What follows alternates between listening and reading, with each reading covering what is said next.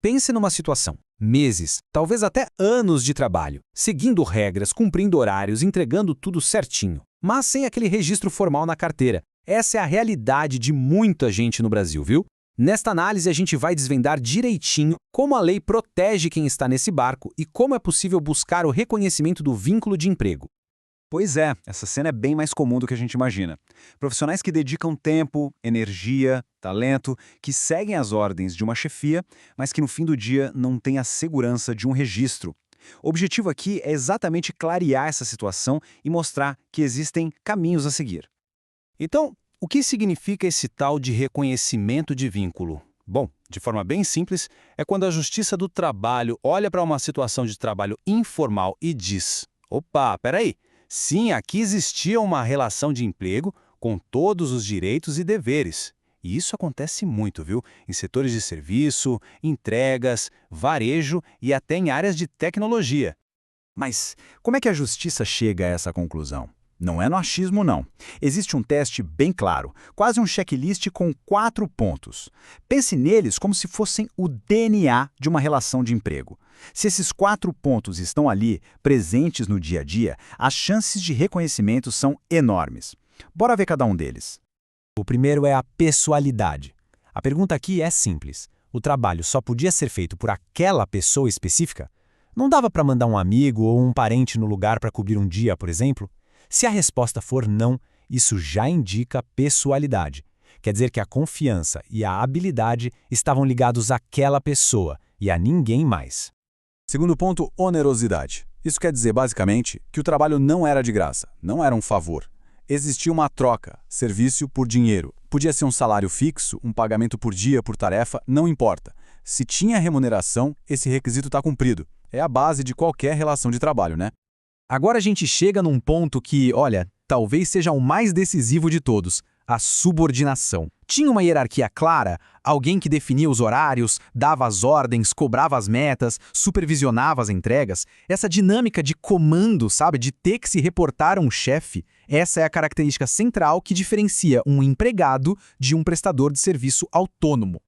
E por último, mas não menos importante, a habitualidade. Ou seja, o trabalho não era um bico, uma coisa isolada que acontecia de vez em quando, não, era algo contínuo, com rotina que acontecia toda semana ou todo dia. Essa constância mostra que aquela atividade era a parte essencial do negócio, e não só algo pontual. Então, para resumir, tá aqui o checklist. Pessoalidade, onerosidade, subordinação e habitualidade. Se esses 4 elementos estão todos ali conectados na prática, a lei enxerga um quadro bem claro, o de um vínculo de emprego. E isso não depende do que um contrato informal ou um acordo de boca dizia, viu? O que vale é a realidade. Certo, mas na prática, por que lutar por esse reconhecimento? O que é que está em jogo de verdade? É aqui que a história ganha um peso real. E o impacto pode ser, nossa, muito significativo. Olha só, a lista de direitos é grande. O reconhecimento pode garantir o registro retroativo na carteira, o que já conta para a aposentadoria, garante o depósito de todo o FGTS que ficou para trás, as férias pagas com aquele adicional de 1/3, o 13º de cada ano e mais. Se houver uma demissão, pode incluir a multa de 40% sobre o FGTS e até o acesso ao seguro-desemprego. O impacto financeiro de tudo isso pode ser transformador. Beleza. Diante de tudo isso, qual é o plano de ação? Como é que se transforma essa possibilidade em realidade? Existe um passo a passo, uma estratégia para levar a questão à Justiça do Trabalho? Vamos entender como isso funciona. O processo é bem direto. E olha só, ele começa antes mesmo de chegar no tribunal. Primeiro passo, e super importante, reunir todas as provas que mostrem como era essa relação de trabalho. Segundo, procurar ajuda especializada, seja de um advogado trabalhista ou de um defensor público. E terceiro, com tudo organizado, aí sim entrar oficialmente com a ação. Daqui a pouco a gente fala mais sobre que tipo de provas são essas. Agora, um ponto de atenção máxima, gente, os prazos. A lei é bem clara aqui. Existe um limite de até 2 anos contados a partir do fim da relação de trabalho para entrar com uma ação na justiça. Se esse prazo passar, já era. O direito de reclamar se perde. E tem um segundo prazo, que é fundamental. A ação pode cobrar os direitos dos últimos 5 anos trabalhados. A contagem é para trás, a partir do dia em que o processo começou. Então, mesmo que alguém tenha trabalhado por 10 anos, A cobrança retroativa fica limitada a esse período de 5 anos. Com o processo em mente, vamos agora para uma parte importante: desmistificar algumas dúvidas e medos que são muito comuns nesse tema. São aquelas perguntas que, muitas vezes, acabam impedindo uma pessoa de ir atrás do que é dela por direito. A primeira e mais clássica de todas as dúvidas. Precisa ter um contrato de trabalho assinado no papel para provar que existia uma relação de emprego? A resposta é um sonoro e direto não. No direito do trabalho, o que mais importa é o chamado princípio da primazia da realidade. Traduzindo, a realidade do dia a dia vale mais do que qualquer papel ou a falta dele. Se aqueles 4 requisitos que a gente viu estavam presentes, o vínculo existe. Ponto final. Outra situação que acontece demais, e quando o trabalho é feito como PJ.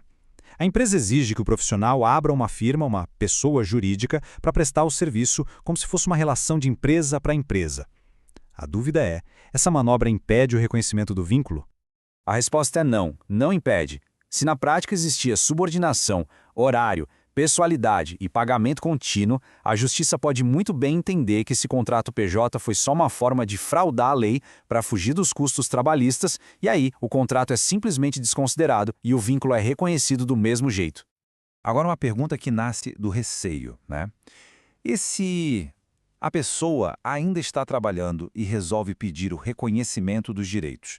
Ela pode ser demitida por causa disso? Olha, a empresa até pode demitir. Só que uma demissão que acontece logo depois de uma reivindicação de direitos tem uma chance enorme de ser vista pela justiça como retaliação. E, por incrível que pareça, isso pode acabar fortalecendo ainda mais o processo do trabalhador, porque demonstra a má-fé da empresa. Certo. Se o contrato em papel não é a coisa mais importante, então como é que se prova que aquela rotina de trabalho realmente existia? E aqui tem um verdadeiro arsenal de possibilidades. Testemunhas, como colegas de trabalho, são muito fortes. Mas hoje em dia, as provas digitais são cruciais, né? Conversas de WhatsApp ou e-mails com ordens e cobranças, fotos de uniforme, crachás, comprovantes de depósito bancário, aquelas escalas de trabalho, tudo, absolutamente tudo que ajude a pintar o quadro da rotina de trabalho é válido. E para a gente fechar, fica esta reflexão que é essencial. O tempo de trabalho, a dedicação, tudo isso é um ativo muito valioso e a lei existe justamente para que isso seja reconhecido. Direitos trabalhistas não são favores, são garantias. Conhecer os caminhos para buscar esses direitos é o primeiro e, sem dúvida, o passo mais poderoso.